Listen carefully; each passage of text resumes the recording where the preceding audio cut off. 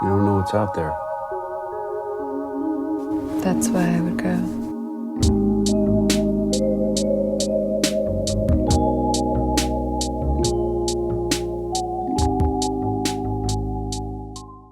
Hi, and welcome back to Wild Dream, where we give you the freshest takes on the latest movies. My name is David. And my name's Danielle.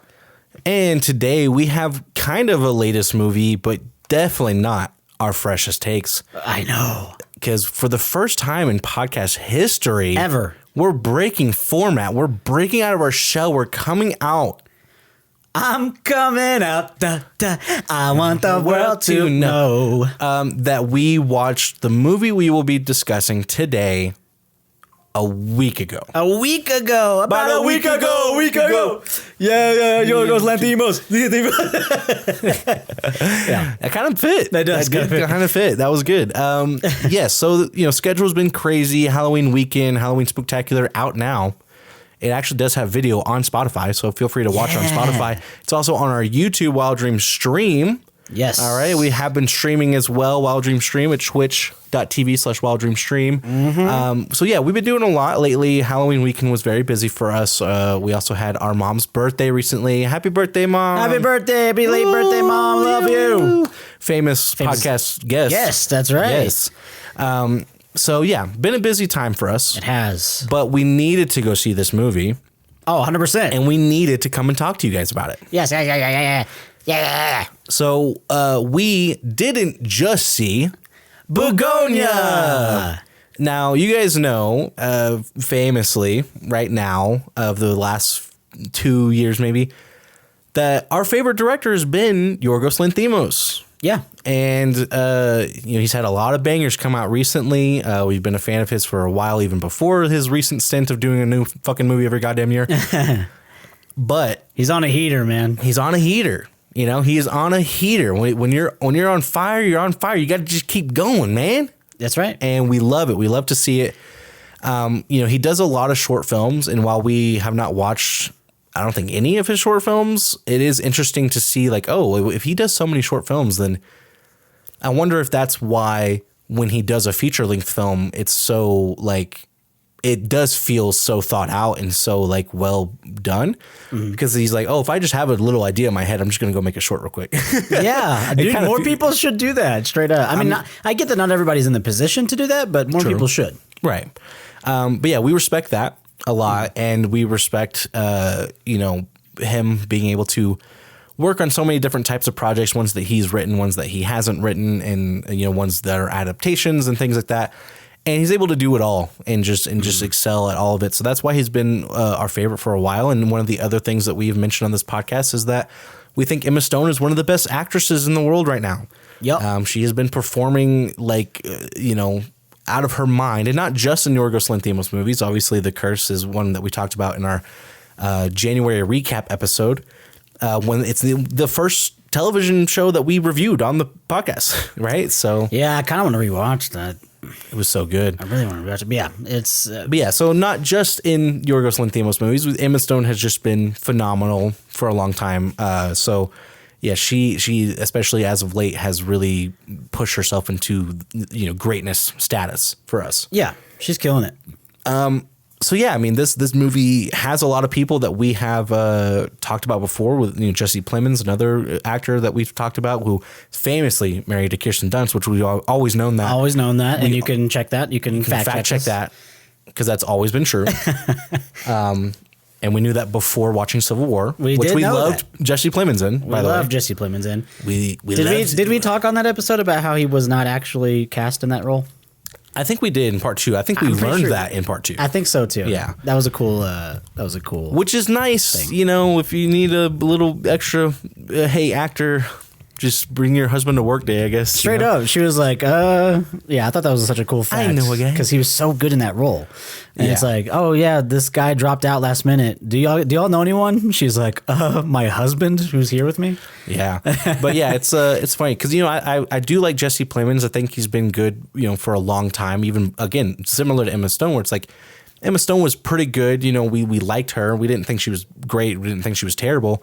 And then, you know, she takes this huge turn where she starts, you know, doing roles that are way more challenging than, you know, she had in the past. Like, and again, you know, every acting role is challenging, but I'm just saying, if you're comparing The Favorite to fucking Easy A, I mean, it's a night and day, Yeah. you know, difference. Poor Things to Crazy Stupid Love. Like, yeah, it's not that she was ever bad. It was just that I think that you put it great. Like, she chose more challenging roles. And I think probably for her, I would assume, more fulfilling roles, you know? Yeah, you would hope so, you know, and the circle of people that, you know, the people that she's friends with and the people, you know, her husband is a very creative person who spends a lot of time with other creative people and does a lot of creative things as well.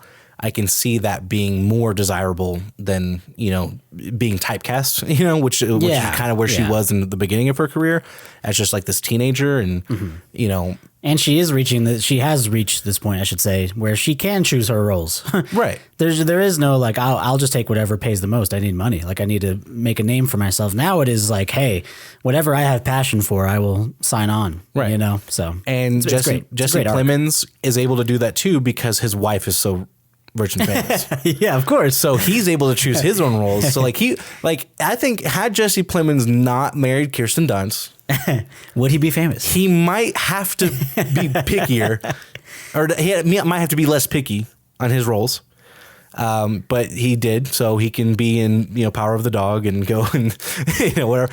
Killers of the Flower Moon, you know, stuff like that. So Breaking Bad. This guy's got a crazy, The Master. Crazy resume. This guy's killing it, man. Yeah, like I'm starting. Jesse Plemons rules. So yeah, I mean, it is. Those are the two main actors in this one, and of course, these are two actors that we've seen in Yorgos movies as of late. But there are some more different actors in this one that we're not very familiar with. One of the ones I definitely want to talk about early on is the comedian Stavros is in this movie. Say his last name. Yeah. Well, it's Stavros. It's Stavros. Daniel, stop turning my mic off, man. I'm trying to say his last name. Just say his last name, bro. Seriously. Dude, stop. Dude, turn my mic on. Guy, every time I try to say it, Daniel turns my mic off. Yeah, Stavros gets. Is this Greek nepotism? You know, I don't know, but what I do know, it makes for a good headline. I'll tell you that, because it's like when you have a director who is as well, like, regarded, like, especially these days, like Yorgos is being nominated for, you know, Oscars all the time, and you know, he is working with some of the best actors, and he's got some of the, he's great. You know, it's not like we love this indie small film director. You know, he's really big. Yeah, and you know, he is at a certain point in his career where he can kind of pick and choose cast members, and you know, anybody like if he calls you up, you're going to take the role. So, when you are like that and you are someone who makes eccentric movies and you make unexpected movies, that's my favorite. Like, that's my favorite word to describe his movies. They're unexpected. If I told you exactly what the movie was about, you would still watch the movie and something unexpected would happen that you weren't expecting. So that is what we love about him. And when you make movies like that and then you get a headline, comedian Stavros is in this movie, you're like, what the fuck is this freak doing? So, you know, and it's like what it reminded me of. I think I told Daniel about this, like when it came out. I was like, this reminds me of when I found out that Channing Tatum was going to be in a Quentin Tarantino movie. I was like, what the fuck is happening here? Like, what is this going to look like, you know? So yeah, it was or even a hidden, you know, it wasn't announced, but at least not to my knowledge, but a hidden Jonah Hill cameo, you know, not cameo, but kind of a cameo, right? In Django. Yeah.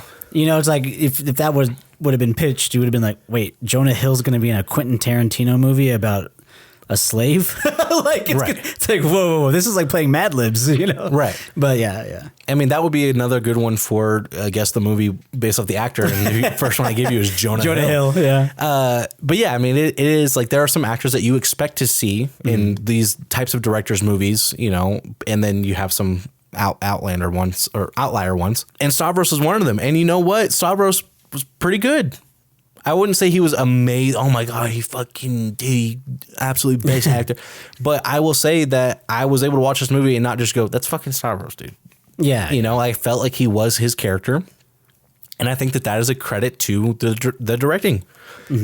Like that's we say this all the time when we talk about movies. We're like, yeah, when the acting is so bad, especially so bad from a great actor, or the acting is so bad from multiple actors that you know from other stuff that are better, you go, okay, well, this is just a fucking bad director at this point, And sometimes it's the other way around. Sometimes it's like, wow, you fucking put Stavros in a movie and he nailed it. He nailed that role, and that's a testament to how good of a director you are. So, this episode's gonna be a lot of Yorgos glaze. And if you're not okay with that, then, find another podcast who's more critical. But, if you want a podcast that's more critical about film, just listen to any of our other episodes and you might get what you're looking for. That's right. But it's been a good fucking year for movies, and we love this director, and I loved this movie. Yeah, 2025 is stamped, dude. Stamped. This is one of the best years for movies. And I was so sold. This is my most anticipated movie of the year. It is. And I remember finding out last year that after we saw Kinds of Kindness, we already saw reports that they were set to make another movie, that trio of Yorgos and Emma Stone and Jesse Plemons, to release in 2025. And I didn't know anything about it. Right. I just knew that was going to happen, and that was set and it was marked, and it was like, okay. So I was like, I'm so down. And then I heard it announced. It was called Bugonia, and I was like, I'm in. I don't need. And then all of a sudden, last month or whatever it was, we see a trailer for it, and I find out through the trailer, obviously, that it's about two like everyday blue collar people that kidnap a CEO of a pharmaceutical company because they think she's an alien, and I was like, and that was the only information that we got, and we were like, wherever this fucking freak goes. Yeah. And I mean that with all respect and admiration. Like, this man, like, and again, obviously, he's working with a writer on this one too, so he's not the writer of this film, but like, still, you just know he's gonna do something wild and crazy. And this one's produced by Ari Aster as well. And which I was like, maybe he should get into producing. Maybe that's his thing now. I mean, Ari Aster is a fucking weirdo, Yeah, and exactly. Again, in a good way. So it's just like, what a great mind to see this and back it and believe in it. So yeah. So yeah, it's just it's also, dude, when we saw the poster too, we were just like, wow, of course the poster's phenomenal, dude. They had this massive cutout backlit version of the poster at the theater we go to. It was like on display, and every time we'd pass by it, I was like, dude, I would always tell Dave, this is gonna be the best movie of the year. Yeah. And dude, marketing matters. Marketing does matter. Like, this is a movie where, because like in that same vein, they did that for the Phoenician Scheme. It made me more excited for that movie. Mm-hmm. So marketing matters, Yeah. Everything matters. Everything goes into the experience of watching a movie. And I think that, the anticipation for movies like this and for this director and for these actors and everything is just always so high. But at the same time, it's like, well, on one hand, you compartmentalize the idea of, well, I go into this movie knowing this is my favorite director right now. These are some of my favorite actors in the world right now. I'm super hyped for this movie. Everything I've seen about this movie makes me hyped for it. And then I go in and I fucking love the movie. And you're like, well, you were planning on loving the movie. And I'm like, yes, that is true. Howmst ever. Howmst ever. We have planned to like a lot of movies on this podcast. We have had it in our heads that we were going to enjoy a lot of movies we went to go see. Yeah. And fucking hate it.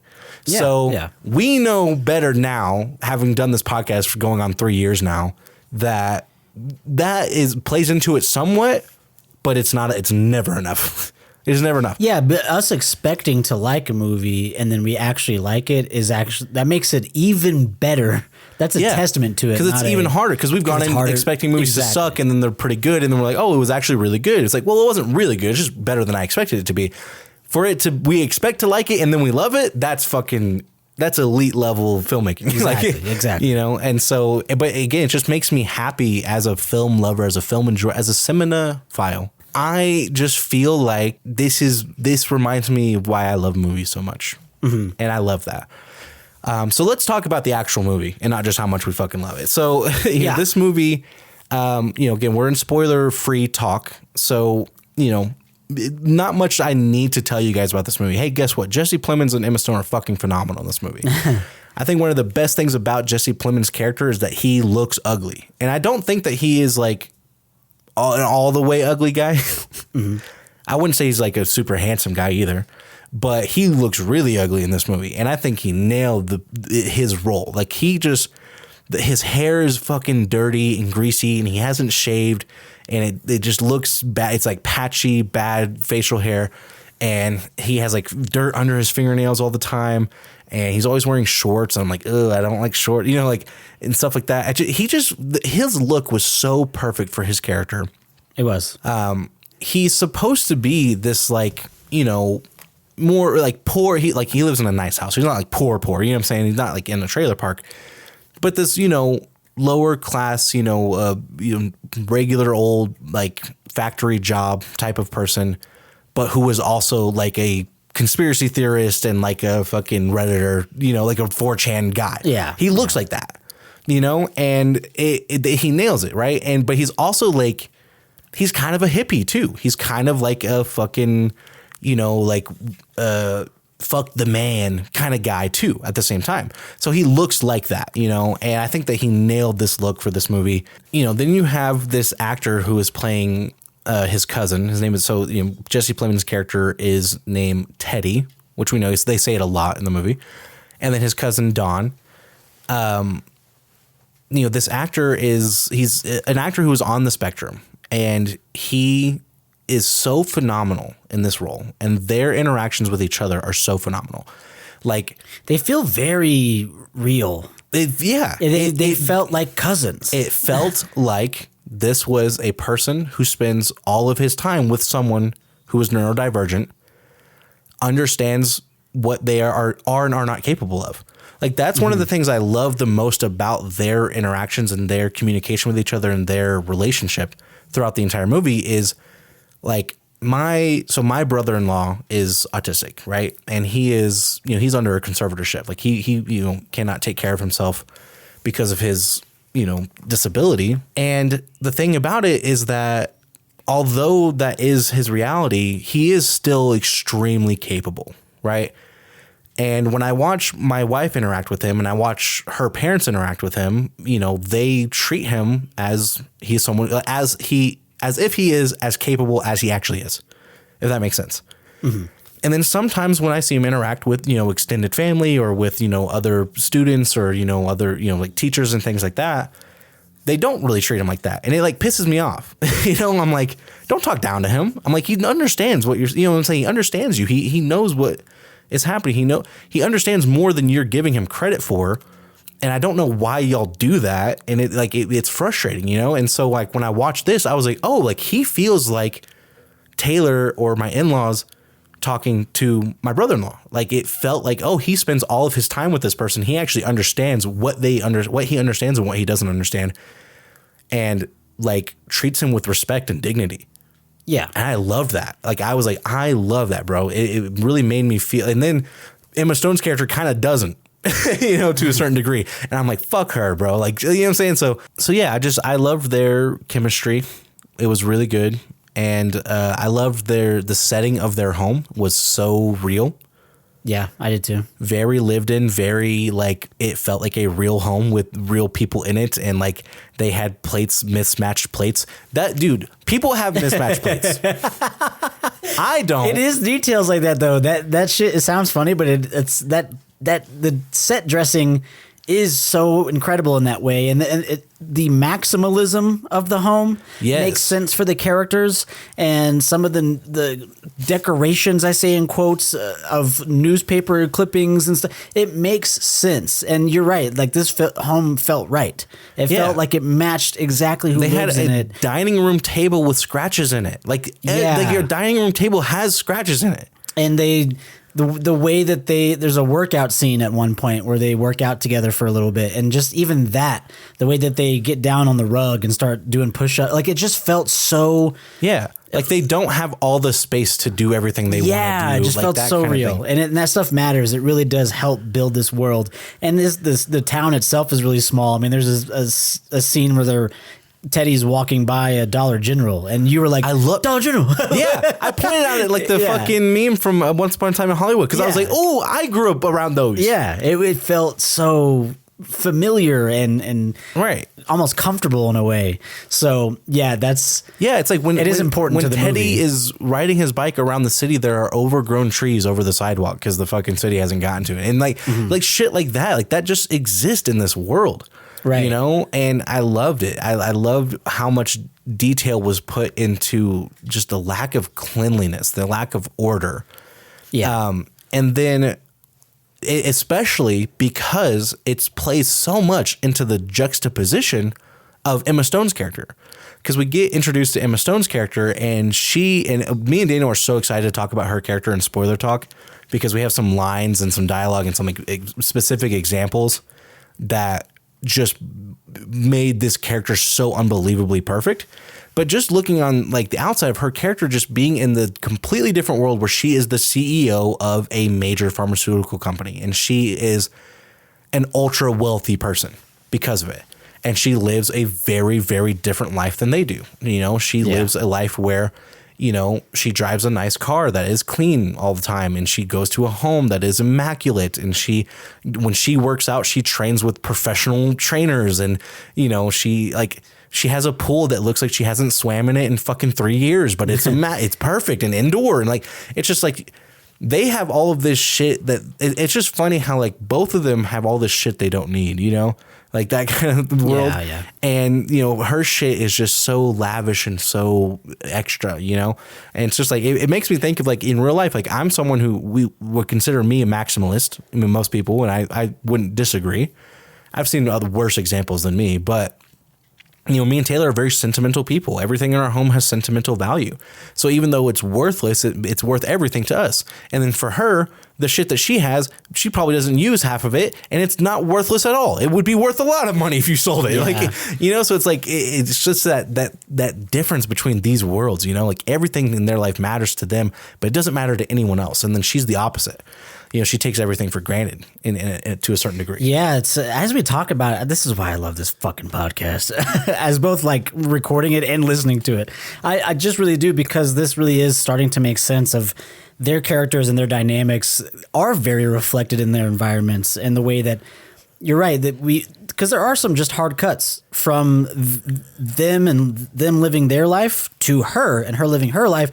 And like you said, it goes from this very contained but just full of stuff type of environment to these, especially the way it's filmed, from very beneath Emma Stone. Like it's filming her like facing like she's up. a giant. Yeah, like she's a giant, and she's surrounded by just barren glass windows, a fucking an office space that's 500 million square feet with one table in it. Like it's just, what is this? What is, and it really reflects their personalities. It's right, man.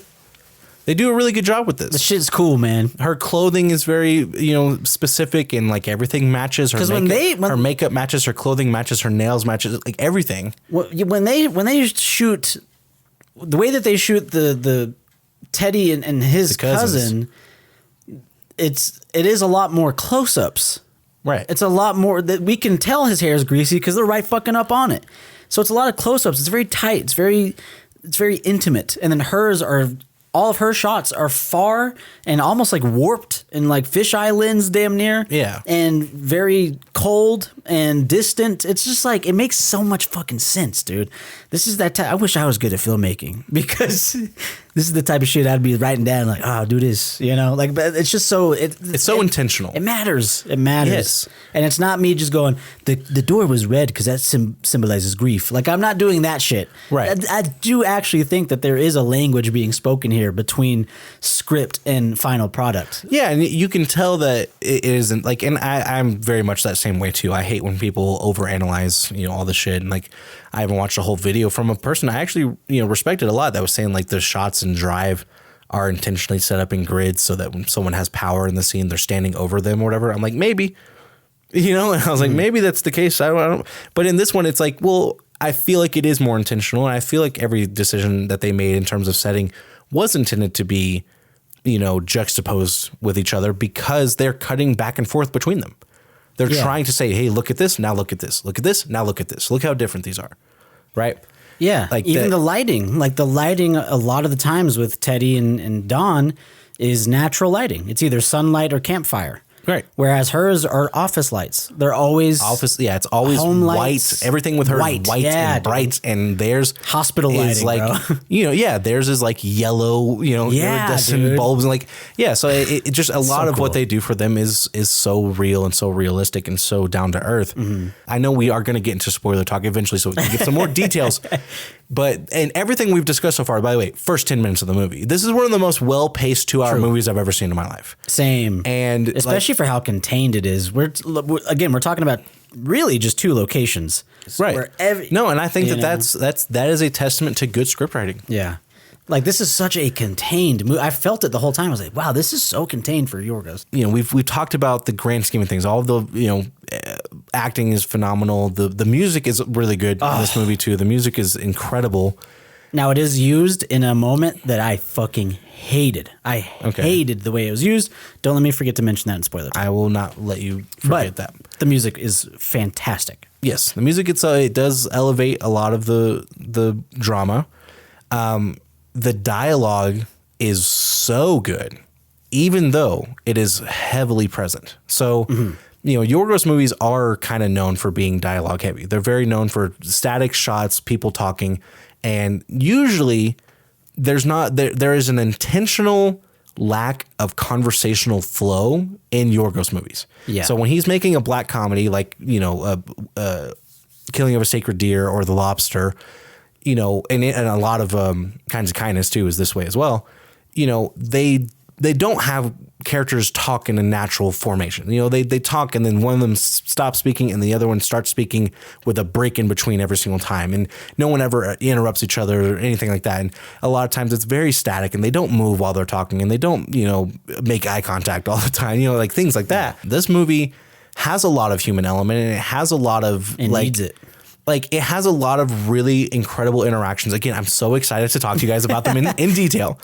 But what's important is to understand is that, like Daniel said, this is a very contained movie, meaning there's not a lot of massive drama, a lot of, you're not going to get Poor Things level of fucking massive scenes with 80 people in them and a whole dancing sequence and, all this shit. Like you're not going to get that. You're not going to get a bunch of CGI and fucking, of special effects and weird colors and lighting and all that stuff. It's a very contained movie. It is a very down-to-earth movie in its setting, in its context, in its acting, and especially in its dialogue.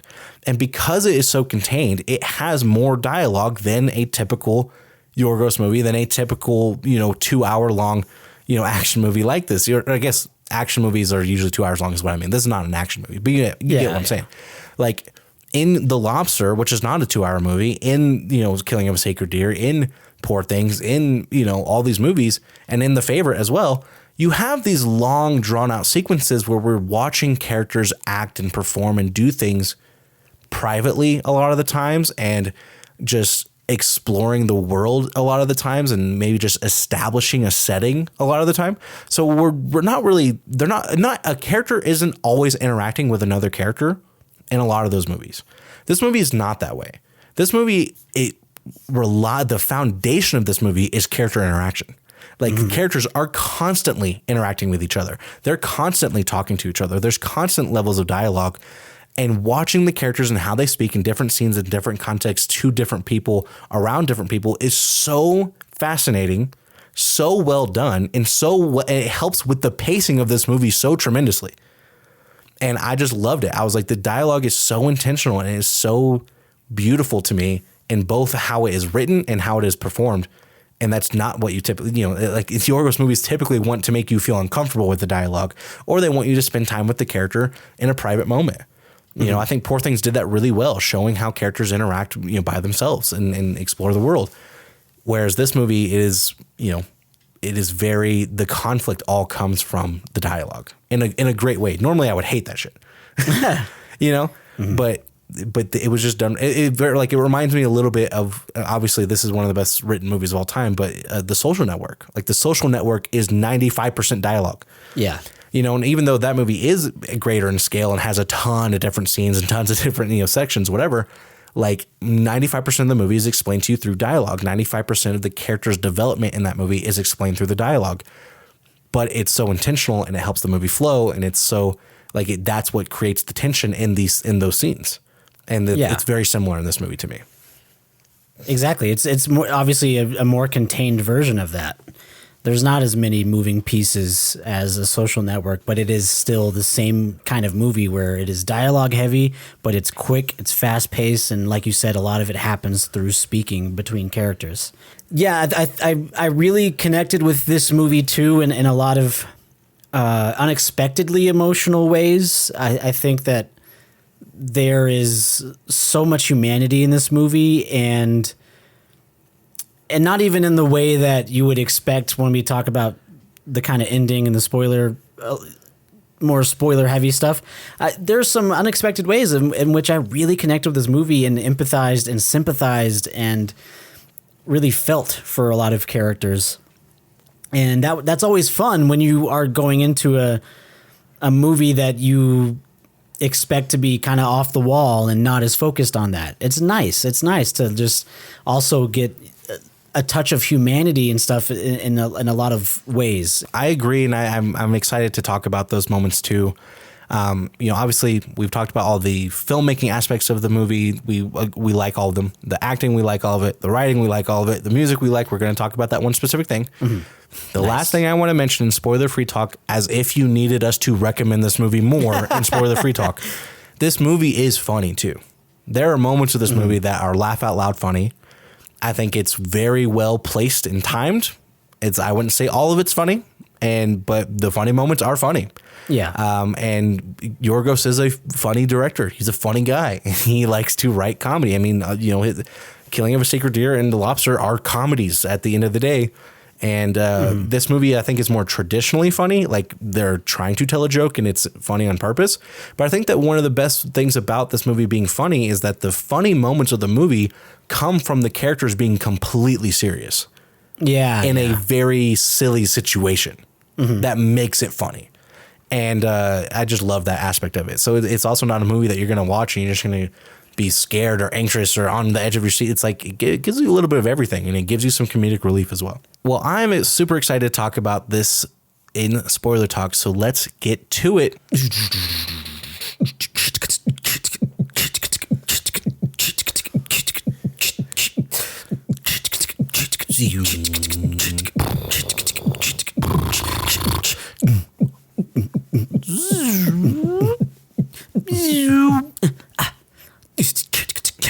Spoiler alert, spoiler alert, spoiler alert, spoiler alert. What y'all know about that break button? What y'all know about that break beat? What y'all know about that?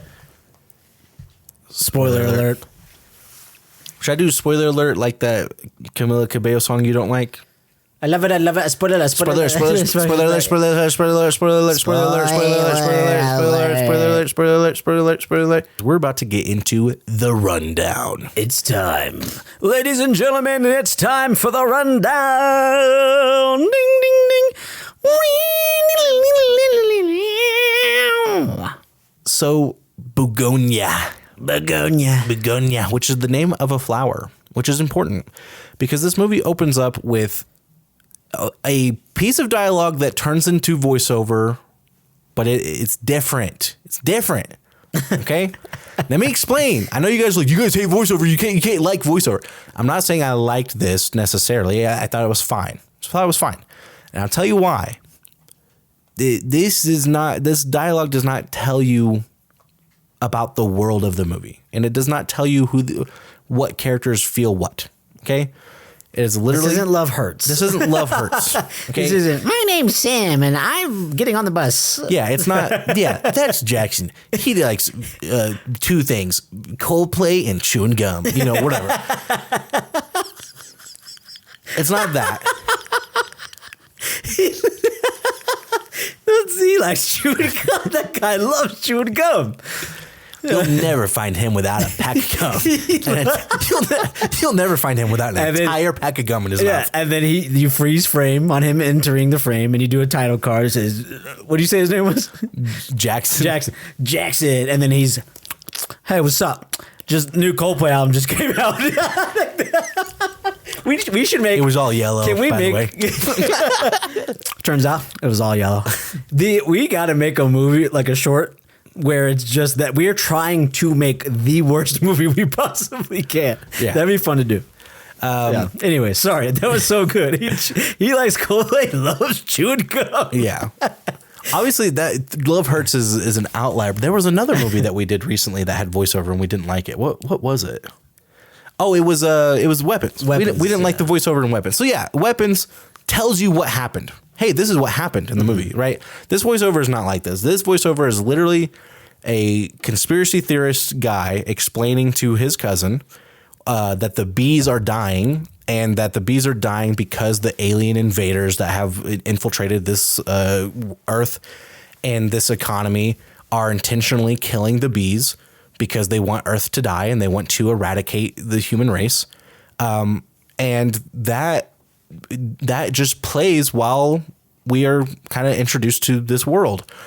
So, we kind of talked about it a little bit in spoiler-free talk, but kind of talked about it a little bit. No, we've explicitly talked about this in detail. This movie is about three people, all right? 95% of the movie is these three people. It is Teddy, his cousin Don, and Emma Stone. Michelle. I'm sorry, I know I got the other two. Damn those. Sexist, only remembers guys' names. Well, she's a piece of shit. And we're gonna get to that. But here, listen, this is what happens. They believe, Don and Teddy believe that Michelle, the CEO of a pharmaceutical company, is an alien from Andromeda, and she has come to this planet to infiltrate this world and to eradicate the human race and to eradicate all life on Earth.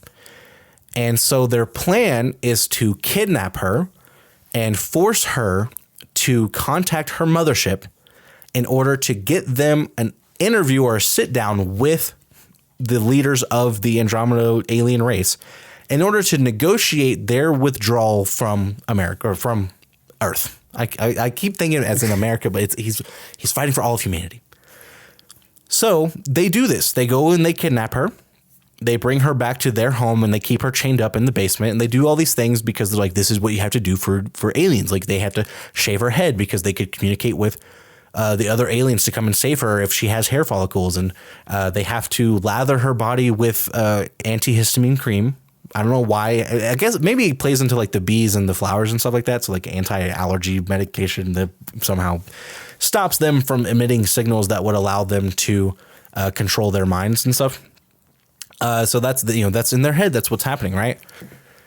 So as the movie goes on and he's continuing to try and get her to, make a message to her mothership in order for them to have that sit down, it is also revealed to us that part of his vendetta against this woman particularly is that she runs the pharmaceutical company that led to his mom being in a coma. So essentially, his mom was diagnosed with cancer, and she was on a drug for her treatment that was experimental, and it was early on, and it wasn't properly tested or anything. And it led to her being comatose, and they don't know if she'll ever wake up. So it starts to, like, one of the things that this movie does throughout the entire movie is it's like, why is he doing this? Why is he so convinced of this? It doesn't seem like she's an alien at all in any capacity. And it seems like this guy's just fucking crazy. And you go, oh, okay, well, it's because like because he keeps saying like, you killed our family. You killed my mom. You killed my dad. You killed my uncle. You killed, like, my whole family's dead because of you. Mm-hmm. And they start to realize, oh, okay, his family has died from either complications with medication or overdoses or, with opioid addiction. They mentioned this briefly in the movie. And he blames her because she's the CEO of this pharmaceutical company, right? It's like, okay, so this guy, like, and it's important to mention too, he works at this company. Yeah, he works in the packaging and shipping facility for the company that she owns. Yeah, so or she's the CEO it's a huge part of his life. Yeah. Yeah, so he sees her every single day. So it's like, okay, this guy has developed a clear, like, obsession, and he is definitely not mentally well, and he definitely does not trust drugs to help him not be mentally unwell. Mm-hmm. And it's kind of sad to a certain degree because it feels like he's, manipulated his cousin to a certain degree by making him believe all these conspiracy theories about aliens and, the human race and all these things. And, it is interesting. Like I said, it's interesting to see his dynamic in the different aspects of his life. But when he is, when she discovers that he is one of the people who has suffered from this, experimental drug, she thinks that she understands. She's like, oh, I get it now. I get why you're doing all this, right? Because she discovers that his mom is one of these people. And they show these, honestly, incredible sequences. Dude.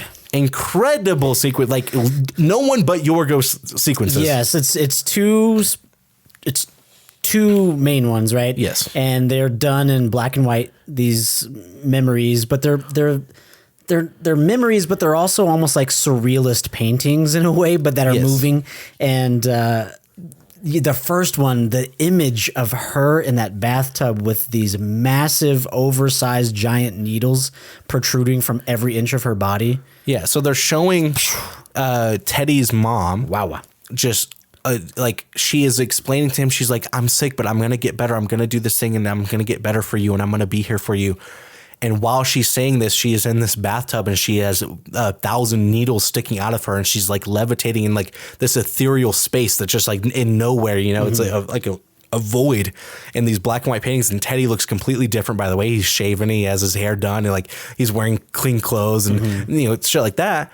And then they have this other sequence where they show Michelle, her character, standing with her like board of directors outside of their massive office building. And, he explaining to him, like, we are so sorry. This is not the thing that we wanted to do. And it's like they're reading off this fucking script of like, we care deeply. And that's why we're going to pay for your mother's treatment or, whatever, and give you some kind of payout.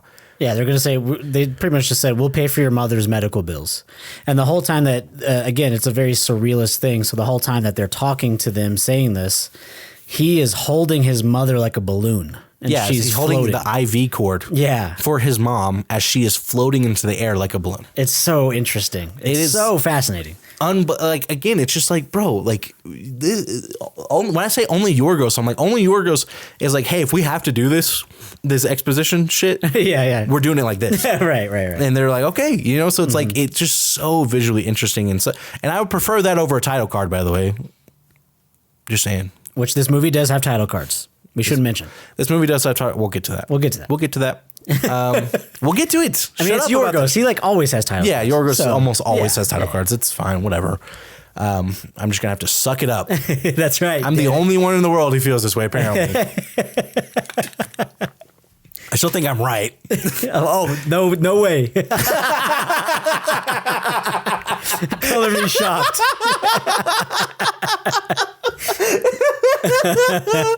Oh my God. Everyone clip that, please. That was good.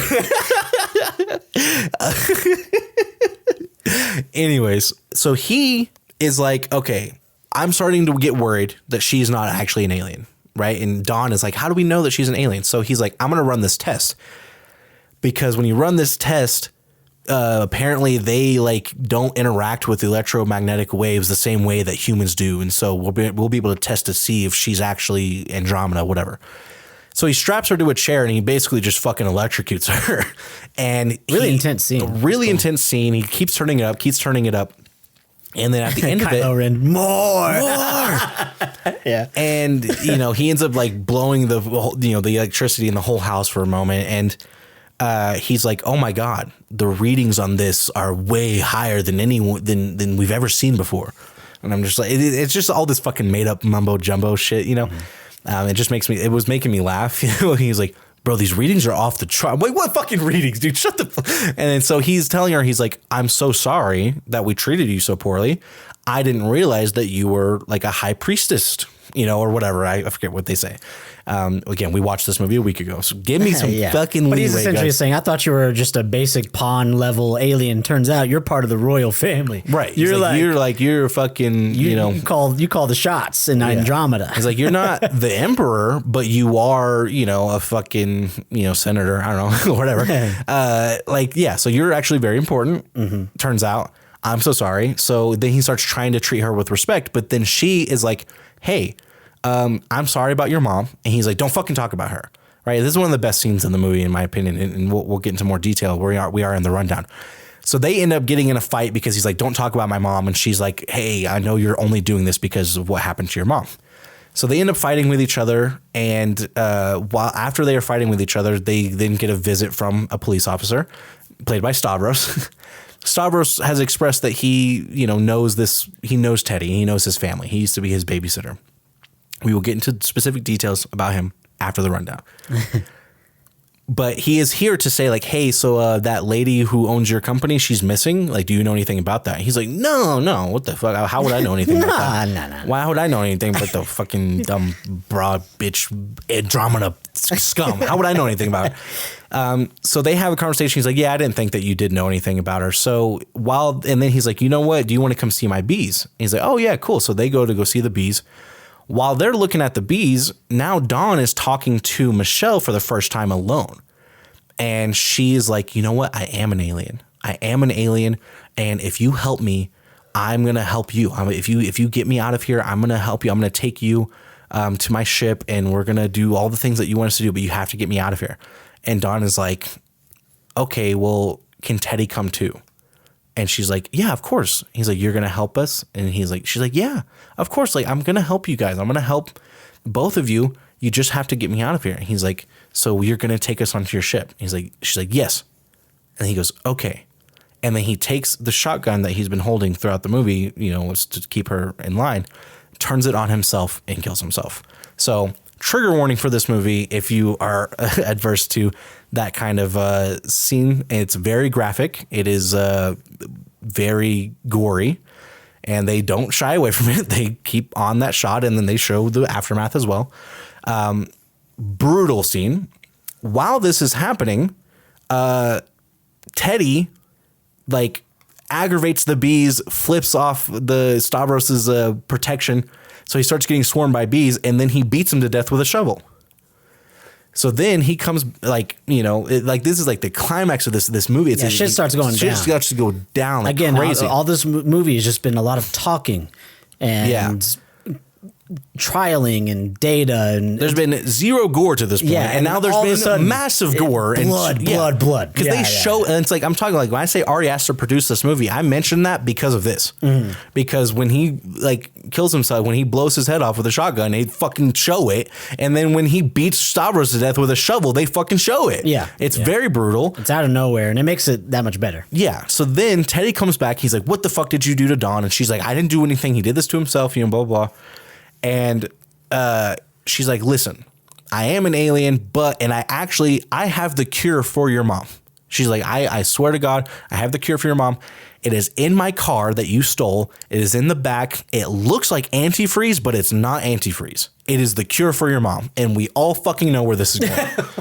It is darkly funny, but yes, it is darkly funny, but it is horrific at the same time. It is. What you think is going to happen is exactly what happens. He believes her, and he goes and takes that to his mom and injects her fucking IV bag while she is comatose with antifreeze.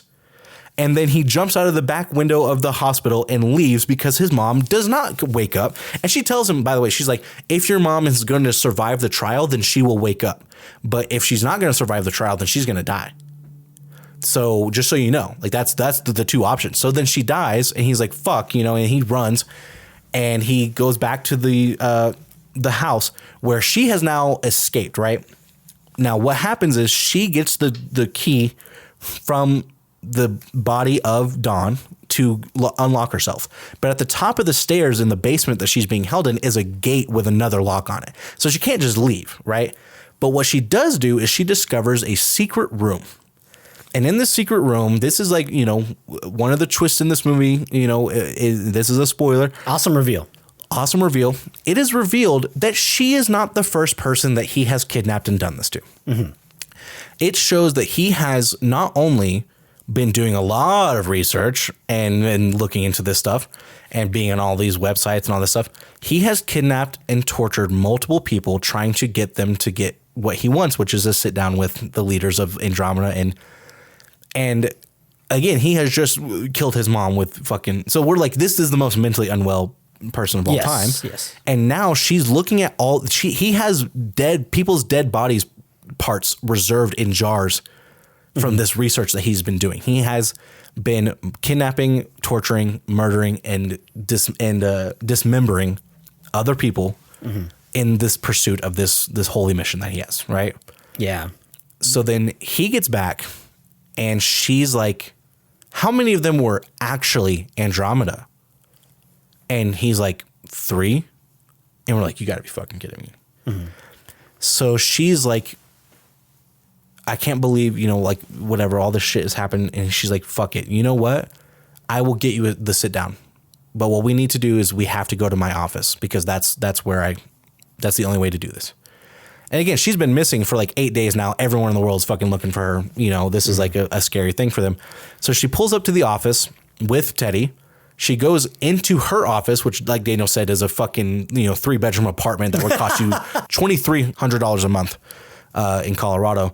Of an office. That's the size of her office.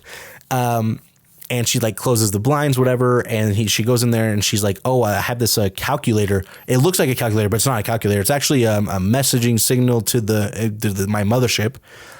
I have to type in a code. It's like really long. I got to memorize it. And she's like, and then you need to get into this closet. And when I hit enter, you'll actually be beamed up into the mothership or whatever. And he's like, okay, well, I don't want to freak anybody out, but I did come prepared for all scenarios. And she's like, what do you mean? Opens his fucking jacket. And he's wearing a bomb vest. We're like, great. As if we needed more tension for this scene. Yeah. For this scene and this climax, the ending of this movie. Yeah. I know it's a long rundown. Bear with me, guys. So he gets into the closet and she's like, okay, I'm going to press the button in 3. And she's like backing out, getting ready to walk out of the office. 2, and by the way, her knee is completely destroyed. He hit it with the butt of the shotgun and just shattered her kneecap. Mm-hmm. 2, 1, and then she goes to hit the button, and then boom, massive explosion. Teddy's body parts and blood come flying out, and she gets covered in his fucking blood. She actually gets hit in the head with his severed head. That's right. I said, this movie's produced by Ari Aster. Can you tell? He was like, do y'all need money for gore? And they were like, we weren't planning on. He was like, if the decapitated head doesn't come out, I'm not giving you a dime. I'm not giving you a fucking dime. Yeah. So anyways, point is it's very gory. Mm-hmm. And then they're like, oh my God, this is the most insane thing that's ever happened. We got to take you to the hospital. You need to be, whatever. So they're like, yeah, we don't know what happened. We think like some kind of like radio interference got, like interfered with his mechanism for his bomb, and that's why it went off. They said he overheated in the small space, and that happens. It will prematurely activate sensors on bombs like that. They've seen it before. So because he was in that closet, all of that confined heat, they were like, yeah, it just went off early. Yeah. So yeah, it was just, they were like, yeah, this happens. And she's like, okay, but he's dead, right? And they're like, yeah, he's dead. He fucking blew up in a million pieces. Yeah, he's dead. She's like, okay. So then she rips out all of the IV and everything in the neck brace, and she jumps out of the fucking ambulance. We're like, what the fuck? They're confused. We're confused. This is all happening on the lunar eclipse. Okay, the whole movie has been counting down to the lunar eclipse because Teddy has explained, I know that you can only go back to your mothership on the lunar eclipse. So that's when we want to fucking meet with them. That's what the title cards have been. It has been showing the Earth and the position of the moon in relation to the sun and in the title card as we get closer to this lunar eclipse. Okay? Mm-hmm. Fine. It's okay. I don't care. I don't fucking care. They don't like them. I did. Who's anyone surprised? I liked the title. So she is running back to her office. You can see like the red moon in the background. She runs back to her office, goes upstairs through the crime scene. She's like, oh, sorry, guys. I just like forgot something. Whatever. Grabs the fucking calculator and then gets in the closet. And then she types in a code and she gets beamed up to a fucking mothership where she meets up with other aliens because she was a fucking alien the entire time. Spoiler alert. Spoiler alert. So she meets with the Andromeda leaders. And she's like, hey, so those experiments that we were running on all these different people and whatever, it turns out Earth is not worthy to live. And so, okay, I'll tell you what happens and then we will discuss it because I want to discuss it. Here's the thing. She says this and then they're like, okay, cool. We're going to flip the switch. We're going to kill all the humans on Earth. So Operation Earth over. Operation Humans on Earth over. Mm-hmm. So they flip the switch, and then the ending of the movie is like several different still shot. They're all still shots, right? All of them are still shots of different random scenarios of just random places on Earth in which all the people that were there are now dead. So it shows like a factory, a baby doll factory where they were putting heads on baby dolls. They're all dead. It shows a cruise ship, or actually no, it was a cargo ship still just cruising through the ocean and everyone's dead. They show a beach with people, who are all dressed up and they're at the beach. They're all dead. It shows, I don't remember all the shots. Is there one There's a shot of what seems to be some kind of like homeless encampment or something where almost like everyone's like laying on a pile of like trash and resources and stuff and they're all dead. There's a one fish during market? There's a one at during a open heart surgery where everyone's dead. It's fascinating. Like you said, they're all still shots, but again, it's showing that the people are dead, and then everything else in terms of Earth is still moving. Yeah, and then it's a shot where a dog comes into frame, so it's like, okay, so dogs are still around. Yeah. And then it shows the like final shot is just a shot of a flower with a bee flying towards it. Bugonia. So, I mean, yeah, as it opens on the importance of bees and all this stuff, and that's the movie. Okay, that's the rundown. All right, now I want to talk first about the grand message of this movie and why, like, that part of it that we love so much. Okay, it is this juxtaposition between Teddy's ideology and Michelle's ideology as Michelle, who she really is. Okay, Teddy's perspective is you have come to Earth to eradicate humans because you're evil, vindictive, awful race of people, and you are trying to destroy our way of life, to destroy us, and to come and kill all of us. Bad. Her people's mentality is humans are destroying the Earth. Humans are destroying this planet. Humans are evil. Humans have not done well with what they were given, and we are here to test them to see if they will do better, and they didn't. So they deserve to die. All die. And I mean, they're both right. Yeah. And it is funny / interesting to think about Teddy as the entire movie.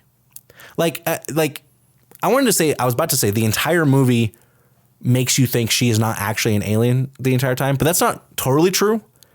I think the movie kind of leaves you on the edge at certain times, but it leans more towards, I think this guy's crazy. Yeah. And the more they reveal, the more you're like, oh man, like part of you wants to believe him. Part of you wants to like buy in, especially because she's not a good person. So like you're like, maybe she's a fucking alien from outer space who's just sent here to make us fucking miserable. But it's interesting because it's like, well, he was right. He was right. We all thought he was fucking crazy and he was psychotic, but he was right actually the whole time. And maybe the other people he tortured and murdered were actually Andromeda the whole time. And which I love. Yes, like that point real quick. That is what makes that scene turn once we find out she's an alien. She was mad that he killed her people. That's why she said, how many of them were actually Andromedan? And when he tells her, she's like, you just killed 3 of my fucking people. But then he is like, you're here to kill all of them. Exactly. So it's just like, in the moment, we think that she's almost just like, oh, like almost like sarcastic, like, oh yeah, how many of them were Andromedan? Like helping feed his delusion. But it's actually her furious. She wants to know, how many of my people did you kill? It does completely recontextualize that moment, because the point that I was getting at was she, like exactly what you were saying, like she's sarcastically saying, so wait, you've actually murdered multiple people thinking they were fucking aliens? How many of them were actually fucking aliens? And how many people are you going to kill thinking that you're saving the human race? And he goes, 3. And you're like, you fucking idiot. Yeah. None of them were, dumbass. That's not real. Like in that moment, I'm like, oh, and because they have this, like when she's talking to Dawn, by the way, they have this moment where you see like these weird pulses coming from the side when you're viewing Dawn. Like when you see him, like it's almost like, oh wait, is she controlling him? Is she like trying to do mind control on him? Mm-hmm. It's like, what is happening? So it's like, and it was very strange. It was like kind of like a POV shot of her perspective, isn't it? Kind of, yeah. It's like not exactly POV, but it is her looking at him, you know? Yeah. And so yeah, it's very interesting because it was like this little bit of foreshadowing. It's like, what is that? Like, are they trying to tell us that she is? I can't really tell, you know? And it's like, okay, yeah, for sure. Like that had to have been what was happening, right? So then you're like, yeah, it just recontextualizes that scene, but it recontextualizes this entire movie and every interaction that they had with each other. And like, you know, he wasn't crazy. He was right the entire time. Now what, you know, how he's going about it is wrong and dumb and, you know, all that stuff. And the fact that he did actually torture and murder other people who were not Andromeda, according to his, you know, research and his expertise. But like all the stuff that he was saying at the beginning of the movie about like, oh, well, you know an Andromeda when you see one, like once you do this a lot, then you understand it easier, you know, because you see how like her fingernails are kind of long. Like he was saying shit like that, you know, he's like, look, the fingernails are long, you know, the hair follicles are thicker or whatever, like shit like that. You're just like, you sound like a fucking moron, but he wasn't. He was right, you know, and at the same time, it's like, you know, she came to this planet and made it a worse place with money and resources. And it's just like, I love that message and that thought experiment, you know. Mm-hmm. It's like who here was right? He was right in the fact that you were here to kill all of the people, but was he wrong in trying to save the people? Who knows? Yeah. You know, and it's like, again, they don't talk about this on a political spectrum at all. They don't talk about that. Like in the movie, it's not explained to us through that aspect of it. Like it is, you know, elites versus, you know, the rich versus the poor. Yeah. It's inherently political, which is, you know, in our opinion, the actual division in this country. You know, everyone wants to say, oh, it's fucking leftist ideals. And no, it's rich people versus poor people. Like if you don't understand that, then you're losing. Mm-hmm. So like, that's our perspective. And that's in this movie, that's the dynamic. Right. And power struggle and things like that are a very important part of this movie throughout the movie, and like manipulation and, you know, when do you have power? When do you not have power is something I think is very important. Like in this movie, she thinks she always has power, even when she's chained to a fucking bed with a shotgun pointed at her. Yeah. It's like, actually in this moment, you don't have any power because you're used to being able to get your way by talking down to people and making them afraid of you. This guy's not afraid of you. And if you talk down to him, he's going to fucking kill you. Mm-hmm. And, you know, and he has like these temper tantrums. I love the temper tantrums that he throws. This is a great segue into the worst part of the movie with the music. They have this awesome moment. You said he throws temper tantrums. His first temper tantrum, where you see a switch flip from this kind of awkward, insecure schlub of a guy to then a very calculated, look, motherfucker, I believe what I believe, and if you fuck with that, I will end your life. And he says it. He says, I don't know the exact line, but I know the exact ending of the phrase where he says, if yada yada yada yada. He goes on this whole monologue where she's talking, she thinks she has power, and he goes, hey, shut the fuck up and let me say something. And he starts losing his shit, but he starts going at her in a big monologue, and he ends it. You could feel the air in the theater we were in start to get like really tense. I genuinely felt colder in the theater because all of a sudden it was like, oh shit, like Teddy's like fighting back. And he ends it with, and you know, if blah, blah, blah, blah, blah, I will fucking gut you. That's what he says. I will fucking gut you. And then they play music. And I was like, no. Let that breathe. You leave that silent. You let that silence exist right now so that this character can have a chance, or at least us as an audience to see this character have a chance to understand that power dynamic and is now compromised. Right. I need to see that and I want to feel it. And instead you're just manipulating me with music. Oh, he said scary thing, play scary music. Fuck that. Right. No. It was so bad, and I hate to say it because everything else is great, and it just sticks out like such a sore thumb to me, but it bothered the fuck out of me. I was like, why did you play music there? Why did you play music there? No, man. Yes. So that was really, really bad. But God, just Yeah, so I mean, Yeah. I definitely want to get into like what I mean by these characters, like how they interact with different people at different times is very interesting to me. Obviously, you have Teddy, and you have the way that he interacts with his cousin, which is with ultimate empathy, respect, understanding of his abilities and his disabilities, and with compassion. And with camaraderie, he just like he wants to make him feel involved. He wants to make him feel loved. He wants to make him feel like he has something in this world. After we later find out that everyone in their family is fucking dead. I mean, his mother's in a coma, obviously, but in their mind. And then you have this scene where he interacts with Stavros for the first time, whose name I can't remember. I'm sorry. He's a police officer, and he knows his whole family. And you can tell like Stavros is like. He's like nervous to talk to him because he's like, hey, this is someone who I, used to babysit for. And now all of his family is dead and his mom's in a coma. And I haven't really reached out, and he's like, hey man, like, how are you doing? Like you off to work, whatever. He's like, yeah. And he's like, you can tell he's like, I don't really want to fucking talk to this guy. Yeah, his whole demeanor changes. His whole demeanor changes. And it's like, at first, like my first thought is I'm like, I feel like Teddy hates this guy because he's a fucking cop, but he can't be mean to him because he's being nice. You know what I'm saying? He's like, and it's an old family friend, and he, whatever. But he's also like, I fucking hate all authority, and you are a fucking cop now. Like, and that was kind of the dynamic we were getting at first. And then later in the movie, they have the same interaction, and again, it feels like Teddy feels obligated to entertain this fucking guy because he's a fucking cop. And they have this moment, and it is the darkest of the humor. Is it the darkest humor in the movie? Maybe. Where Stavros basically just kind of subtly says, hey, I'm sorry I molested you. Yeah. He doesn't say that word, but he's like, hey man, so about what I did to you when I was, and then Teddy's like, dude, no, just stop. Like it's in the past, whatever. He's like, no, I'm sorry. It wasn't even like about that. I think it was just like a power thing. We all know exactly what he's talking about. We're like, oh my God, that like weird, awkward, uncomfortable, I don't want to be here demeanor is about this guy fucking molested you. Yeah. Like, what the fuck? And then, which actually made me feel a lot better about the scene where he smashes him in the fucking head with a shovel. Thank God. Fuck this guy. And of course, that guy becomes a cop. Yeah, a guy who fucking that was pretty accurate too. Yeah, honestly, that's kind of dark and darkly ironic or funny in a way too. Yeah, the fact that and that's it's just a nice like detail. It's the only interaction in the movie where Teddy is not ultimately confident. Yeah, you can tell.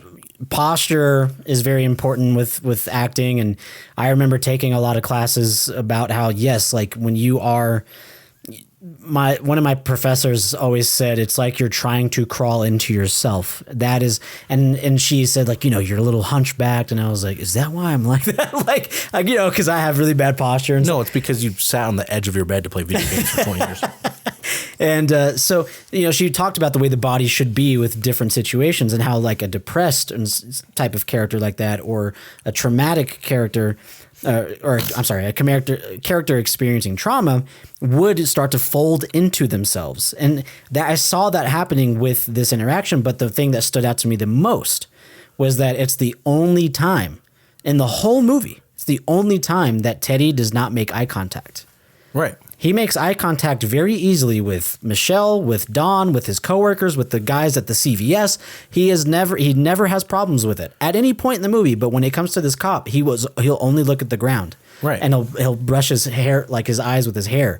Like he does not want to look him in the eye because it's reliving this experience and getting those feelings again. It's so accurate. It's just fucking incredible. It was so good. And it was incredible. Like they play it almost as like a punchline. And that's why I say it's the darkest comedy in the movie. But it also does explain a lot about their dynamic, and it explains a little bit about his, mental health and his mental state and stuff like that. So it was very interesting. And then you get to see Teddy with his coworkers, which I loved, right? Because when you think about like the guy who is a fucking conspiracy theorist, 4chan, Reddit, whatever, we all think of that guy as being like, maybe ultra conservative, right? Or ultra, like not accepting and not, whatever. And this guy is not that actually. And in fact, when he goes to work, he has a coworker, this elderly black woman, right? Which is like, if there's anybody we need to be protecting, you know what I mean? Yeah. Like, she's still working and she has like this fucked up wrist, and he's like, have you filed the workers' comp for that? She's like, no, I don't want to cause any trouble, whatever. He's like, no, screw that. They should be paying for that. Like, they should be fucking paying for your pain, for you to go to the doctor, and you shouldn't even have to be here. And she's like, well, I won't get paid if I, and he's like, no, like, fuck that. Like, they should be taking care of you. You got hurt here at work, and they should be taking care of that. Yeah, he's talking about how it's an OSHA violation. Like, yeah, he knows like, you need to shit. report that to OSHA, because that is a violation, that the machine messed up and you got hurt because he's he's a man of the people. I mean, his whole mission, right? Obviously, it's like you said, there's so much gray area because it's like before we know and then when we do know. But it's like his whole thing was like fucked up about him trialing it. And it was very, very, very hard to watch that scene of him electrocuting her. Yeah. It's just, at that time, it was so hard to watch. And I was like, this guy is a fucking monster. He's lost his way. And he keeps saying she killed our family. Like, he keeps saying that as his justification for why he doesn't feel empathy for her. Yeah. And you would think, oh, this guy's just a psychotic person who doesn't feel empathy or sympathy for other people because he's convinced himself this woman's a fucking alien and he's willing to torture her for it. Yeah. But then he goes to work and he's ultra empathetic. Yeah, like ultra in the break room. He's in the break room. He's like, do you want some honey? I have some honey from my bees. And they're like, yeah, that's great. And I'm like, dude, if I had a fucking guy at work who was offering me honey for my toast that he made himself, I'd be like, this is the best guy.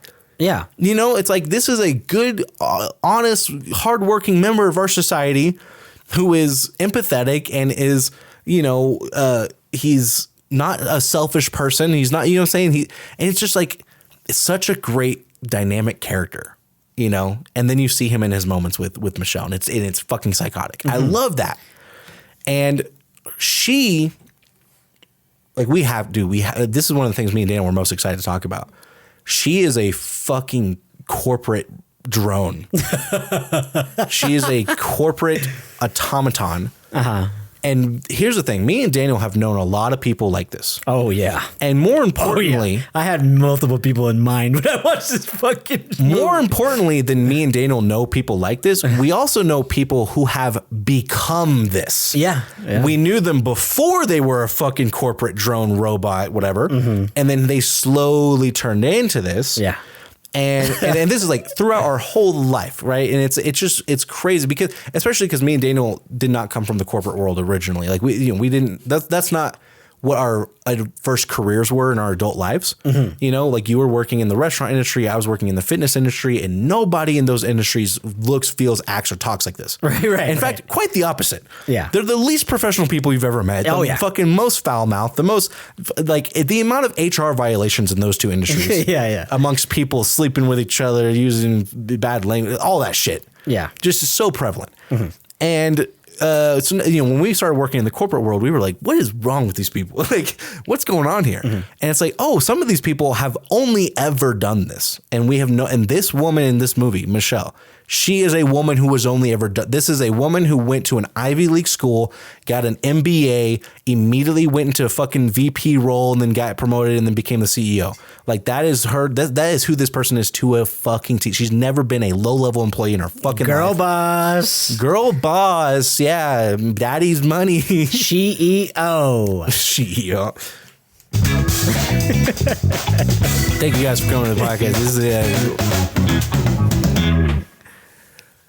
anyways, CEO.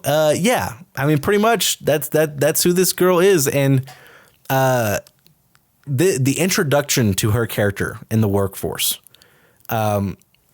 She's giving she has like these cameras on her, and she's giving this speech, and you can tell that's very scripted. And she like fucks it up a couple of times, and she's like, oh, it's too many diverses. It's diverse. Like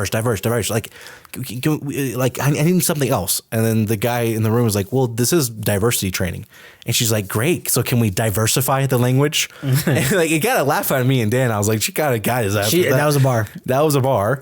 But it's also just funny to me because she's just like, could not fucking care less about diversity training, has to do everything off of a script, doesn't believe a goddamn thing that she says. She's a fucking drone for the company. She just does what they have written out for her, whatever. And she the scene where she is talking to her assistant. I know this is one you wanted to talk about, and I think that you would. Yes, because it's again justice. We've already lived so close to this in our life. We have lived this. We have lived this, and there's this again. It's I really like the subtlety in terms of what events have happened, right? Right. But it's pretty simple. It's just Michelle is talking to her assistant, and she's saying, "Hey, by the way, hey, we're changing the culture around here, right? Right? We're changing the culture, which is already let me guess, you're going to piggyback off of that at some point." We're going to circle back, actually. We're going to circle back. Hell yeah. We're going to do an action. We're going to make an action plan, action items. Let's talk about some action items. Okay. Anyways, I'm fucking done with this. So I'm already getting mad. So she tells her, like, I just wanted to let you know, you can go ahead and send out a memo to all of the employees to let them know that if they would like to go home at 5:30, they are absolutely able to go, which, by the way, I thought that was a really nice touch. That at 5:30 p.m. is a privilege for them to leave at. Anyways, she says, I just want to send out a memo, let the employees know that they can leave at 5:30 if they want to, because we are changing the culture around here. Now, we still do have quotas. We are still a business. We are still a business. The way that she kind of snapped and said that was so funny, but we're still a business, right? So we have numbers, and we do have quarterly earnings and reports that we have to meet. So if they would like to go home at 5:30, they are allowed to do that. We're changing culture. But if there's still work to do, if they still have stuff to do and they want to do that, and they want to get the job done, and they have stuff, they don't have to leave at 5. They can leave at 5:30, but obviously we still want to meet quotas, right? And and if they have work to do, then they can do that. Mm-hmm. But go ahead and send it out, because we're changing the culture. We're changing. We don't want another event. Yeah, we don't need any more events. So just send that out. Yes, girl. Hey, it's a new day. And so it was so fucking eerie to watch, because me and Dave were just so triggered by it. This language behind the language that I hate it. It was so it hurts. accurate that it hurts. It made me cringe, but it made me laugh too, because I was like, they are making fun of these people. Yes. But also I feel like Eddington is a movie where they try to make people feel as crazy or as non-real as they are in real life, right? Like, they wanted people to feel like the crazy people to feel like the crazy people IRL, and they wanted the people who felt like cops to feel like how cops are in real life, whatever. And I was like, no, this movie fucking nailed how people actually are. Like, people with a straight fucking face will say that shit IRL and not realize that they are the devil. Yes. Like, in real life, we have had employers say shit like that. Mm-hmm. And like, genuinely, the fucking overtime shit that we have dealt with in the past, where they're like, well, we're going to order breakfast burritos, so we'll see you there. Yeah. Like, are you going to be here Saturday? And we're like, no. And they're like, oh, but breakfast burritos. Yes. And I'm like, it would be really helpful. It would be, it's really not mandatory. It's not mandatory, but we really do need some more signups. Like, it's just this pressure, and it's this language behind the language that says, hey, motherfucker, do what we say and stretch yourself beyond your limits, because we care about numbers and money, and we don't give a fuck about you as a human being. Do you understand that? Yes. It's that. But it's done your with work-life balance needs to be way more work than life, actually, ideally. And it's all said with a smile. It's all said with a smile. And fake language that human beings don't actually speak like. And she's like walking past these people going, hi, how are you? Hi, good morning.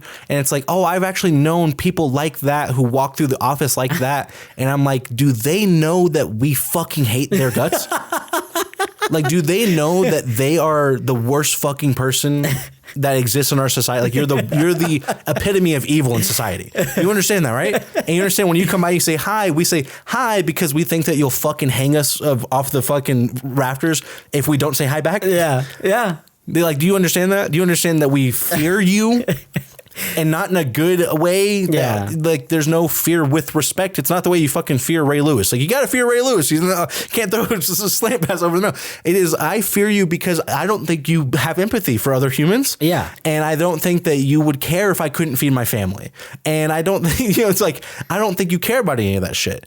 We know this, right? Like we have so many examples of just horrifically bad shit, but it's just like, it's always like the fucking, like, hey, like if I was like, hey, I'm having the worst day of my actual life and I'm absolutely miserable, they'd be like, oh, just take a long lunch, take another 15 minutes on lunch and just make it up after work. Yeah. Like that kind of shit. It's like, wait, what? Nothing's actually being offered. Nothing's being solved. There is no actual compassion or understanding or empathy or solution to this problem. It is this fake bullshit. It's this fake bullshit. It's a little finger trap. It's bullshit. It's bullshit. It's a facade. And yes, like you said, your point is they did it so well in this movie, especially with this scene and this character, because it's not caricature. That's what Eddington felt like. It felt like caricature. Whereas this is like, oh my fucking God, my blood's boiling because I know someone just like this. Yeah. This is so like well written and lived in and acted that I'm like, I know this person in real life. Exactly. It's like, remember when we reviewed Eddington and I said, this movie feels like a COVID movie written by someone who did not experience COVID the way the rest of us did. Mm-hmm. Like, it's just, it was written by a person who felt like this movie is written by a fucking elitist. This movie, these scenes felt like they were written by us. Yeah. They were written by real fucking people who know real fucking people. Yeah. Like, that's what it felt like. That's what I mean by it. And it's like, this is like exactly what you said. It's not a caricature. It's not this is what I imagined this was like. No, someone experienced this and then wrote this fucking scene. Oh, yeah. Like, it was just so real. And I fucking hate her for this. I hate her character. Yeah. And like, we have this scene where she's like, when the first time that she's talking to Teddy, she gives this whole speech about like, here, this is what's going to happen, motherfucker. I'm actually one of the most important people in the world because I'm a high level executive at one of the most important companies in the world. And, not only that, but I'm also a woman and I'm also on the fucking cover of Time magazine. So what's going to happen is every single jurisdiction in the whole state is going to pull all the resources together to do a nationwide manhunt for me until they find me. And when they find you, it's going to be bad. She's like, you probably have maybe 8 hours to release me or else they're going to be here. So why don't you just go ahead and let me go and maybe we can, blah, blah, whatever. Give this whole speech about how important she is and how everything's going to be bad. She has this line, I think it's in the trailer too, where she's like, you basically kidnapped a governor, but worse, And then Teddy's like, oh man, my heart's kind of racing. You very well rehearsed. Almost good. You almost sounded human. And I loved that line. Yeah. Because he thinks that she's an alien, but I'm also like, yeah, you almost sounded like the rest of us and not a fucking corporate slave. Yeah. Like, you yeah. Everything about her character is rehearsed. It sounds so memorized and rehearsed. And then, of course, it turns out that's literally true. She's an alien. She's being given scripts and being told how to act and behave. Mm-hmm. But yeah, just I like for the whole movie, we don't know that yet, right? And it comes to a head, like this like dynamic between them two and the dialogue comes to a head in the scene where she confronts him for like when she realizes that his mom is one of the people who is, in a coma because of her company's drugs. And again, like exactly what you said, it's this fake fucking empathy. It's this fake, like pretending that we care, but we actually couldn't fucking give a shit. And she's sitting in this chair that's been strapped to the ground and she's, she's fucking handcuffed to the chair on her ankles and all this stuff. And this is after he's realized that she's, a high empress or whatever. And he's trying to be respectful to her. But she's like, she mentions his mom's name. And he's like, don't fucking say her name. And one of the things she said, this is another, that this bitch has no empathy. She doesn't think about it. She goes, she was your mother, right? And he goes, she is my mother. And she's like, no, of course. So you can't even remember which of the people you killed and which of them are comatose. Honestly, yeah. You don't know. You don't remember her. Mm-hmm. And she's like, I understand now. I understand why you're doing this. And you know what? I've realized that what we tried to do by helping her was not enough. It was not enough. And we're going to promise to make action plans to really delve into these issues and systemically use better systems and softwares in order to implement higher level solutions for people like you and your mother. in order to help her more. Like, we should have done. You're right. It's like a fucking company being like called out for not changing their goddamn logo during Pride Month. Like they're like, we understand, we hear you, and we're responding now to to your plight. We want to be a part of your community. It's the same. I really want to point out that that's a great example of it. Like the brands, right? Brands saying, we hear you, we see you, we're listening. What they are saying is we're not going to change. That's all they're saying is, right. The bottom line is the bottom line. They said, heard, next. That's what they're saying. And this happens in corporate lingo, right? How many times in our experience have we heard, we're always evaluating? That was a fucking regurgitated, goddamn rehearsed line that I heard from so many people throughout my corporate experience of, we're always evaluating. That means no. Yeah. Hey, I'd like a raise. We're always evaluating pay. That's not going to happen. It's not going to happen. That's them saying no. And it's just this fake bullshit. And you know who does this all the time? All the time? Our president. How many times does he say, we're looking into it. We're looking into it. We're looking into this. It happens at all these different levels in all these different situations. And it's all fucking bullshit. Right. It's all bullshit. And literally what it means primarily is that thing you care about, we don't care about it. We've never thought about it, and we're never going to. Yes. That's what we're evaluating it or we'll look into it means. You know, it's like, hey, can you guys stop doing this one thing that makes my life fucking miserable and makes me like not want to be here ever? And the only thing it would affect is you guys would make one less cent a day. Yeah. And they're like, absolutely fucking not. Absolutely fucking not. It is saying, I do not care. I do not care about this thing that matters so much to you, but I'll acknowledge it for a half a second. Right. That's what it is. It's them saying, I'll acknowledge something you just said. So that you feel like I've acknowledged you. And I'll forget what you said in 10 seconds. Right. It's just bullshit. Yeah. And it's like the thing about our corporate experience too, which I think what? Oh yeah, it was when we were doing Ares. Tron Ares. What the fuck am I? Sorry, I want to play Arc Raiders so bad right now, guys. I want to play Arc Raiders so bad right now. Arc. To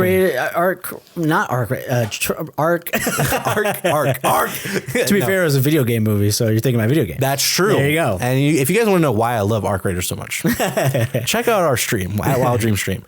But no, that movie, I said, the funniest part about that movie was when the guy who works in the C-suite was able to do what his employees do. And I was like, nobody in the corporate world has, in those positions knows what you do.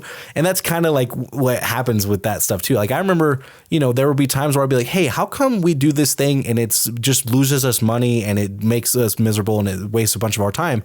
And we would literally be told, oh, your CEO does not know about that. He doesn't know that they do that and that's why that exists. And I'm like, oh, okay. Like, but it goes along with what our goals and our mission statement. I'm like, oh, okay, got it. If you told them that it makes them less money, would they then care? We're not going to do that. Okay. Yeah. Because as well as I know that if you did tell them that then they would turn their fucking back on that mission statement immediately, and then we wouldn't trust a goddamn thing that comes out of y'all's mouth. Mm-hmm. Hey, spoiler alert, buddy, we already fucking don't. So that's why, like, when she says this shit in the movie, I'm triggered by it because I'm like, I don't believe a fucking thing coming out of you. Like, I've lived this corporate world when she's like, we're gonna do better. And you know what? You know who else doesn't believe it? Teddy. Oh, yeah. Because he's been through this shit. He's been through your fucking corporate jargon bullshit. He's been through the shit that you put his coworkers through every day. He's watched your shit on the news. He's seen your fucking memos that you hand out. Like the fucking dude, we used to have to watch pre-recorded videos and shit too from executive members of corporations we've worked for. And it's like, yeah, this is so I can't take anything you say seriously ever again. I mean, it's the whole point of it's the whole fact that he knows exactly who she is. Unfortunately, he knows her so well. And yet he knows her better takes than the rest of us. And yet it takes her 2 or 3 days to go, oh, because she sees the initials of his mom on a tag of clothing. Which, by the way, not the initials. She sees the whole first name That's and right, then the the whole last first name. initial. And then she has to go, who the fuck is this? And then she's like, oh, one of those horrific events. Yeah, for this where a person who was already dealing with cancer is now comatose because of a drug we told them would fix their cancer. Exactly. So this whole time, she has no recollection of this, doesn't recognize Teddy, doesn't recognize any of this. Takes her that many days. Right. So of course he's like, fuck you. Right. And also, like, yeah, he's like, don't talk about her. Don't talk about her. And she keeps trying to talk about it. And then obviously that's when he goes and he attacks her and she stabs him in the arm with a fork and then Stavros stirs up. So it's like that's like the culmination of all of this shit. Right. Mm-hmm. And it's just like, like you said, every interaction they have is so dynamic in that way because she's so used to getting away with all this shit. Uh-huh. And if you and I got the opportunity to have a conversation with one of those fucking people and they have no power over us, it would go a little something like what Teddy does. It would go a little something like that. Mm-hmm. And not in terms of we would threaten to gut them. You know, we wouldn't say that. Yeah, not the violent aspect. We're just saying like these conversations. But calling her out and being like, oh my God, I almost fucking believed you for a second. Yeah, no. Yeah. You're fucking out. Exactly. And, you know, like the scene where he has these temper tantrums and when the scene where he like breaks the chair and shit, like I loved that scene. Mm-hmm. And getting part of it is because it was silent in that scene. They actually did leave that moment and let you like feel that fear of when you're talking to someone and then they just fucking throw something on the ground and they pick up a chair and they smash it on the ground over and over again. Mm-hmm. And you're just like, oh my God, like he will, like he wants to fucking kill you, you know? And she's like trying to use the other thing, dude, she tries to use therapy language on him. That drove me crazy too. Yeah, I was like, I forgot shut about the that. fuck up, bitch. I forgot about that. I was like, fucking, I saw you saw a goddamn TikTok and you got fucking corporate training on mental health. Yeah. Fuck you. You don't know. He has an anxious attachment style. Yeah. You're avoidant. You have an avoidant. Yeah. You're projecting and you're not setting boundaries. Yeah, this, you know what's something really funny too that I want to mention that is so inconsequential ultimately, but was still really refreshing. I love, I was laughing about it just a second ago because I just remembered it. I fucking love that when Stavros comes to visit and he's talking to Teddy, Teddy offers him a piece of cake and he says yes and then starts eating the cake. I was like, I love that. That's some real representation right there. Yeah, real fat. Like straight up, dude. Straight up, bro. Straight up fat boy representation. Yes. Hey, it's rare that you see characters actually eat in movies. Yeah. You know, and he made it seem meme. like maybe his family, like his mom made a famous cake or whatever. Like he still makes it. Like he was like, oh yeah, I gotta have some of that. Yeah. I'm like, hell yeah. And starts eating that shit. I'm like, hell yeah, that's some real fat boy shit. I'm like, you're not supposed to say yes to exactly. that stuff, right? It's like, hey, can I offer you? No, I'm good. But no, he says yes and starts eating it immediately. And I'm like, dude, fuck yeah. Fuck yes. I would also be eating some fucking cake. But yeah. I just thought that was funny. It was, dude. Yeah, I mean that scene is another great scene when I talk about like the setting of this and like how it feels so real. It's kind of endearing, and I think I know that we're kind of like reaching the end of wrapping this up and stuff, and I just want to get this out before we get too far. Like we talked about I think it's funny that we're talking about all this stuff right now, and we already talked about the ending of this movie and how it's like humans are killing Earth. And that's this big grand statement that is very true with our society and what's happening. But I had mentioned earlier, like there's so much humanity in this movie that made me so emotional and so empathetic and sympathetic. And it was this idea of this character Teddy, like it makes me so sad because I'm trying not to talk about it without getting choked up. He needs something to blame for all of his misfortune. Right. Like he needs it. Like he has a monologue where he says, like he explains, he explains like all the shit that's been happening to him. He's like, I thought that maybe we were cursed. I thought that, you know, maybe this was karma. Maybe I did something wrong. And, you know, I was just like, I don't understand. Like, why did, you know, my uncle died and my dad died and my mom is in a coma and like all this stuff. And, you know, our family is dying. And he's like, and then I realized when I finally learned, he's like, and I think at some point he says, I looked at every religion.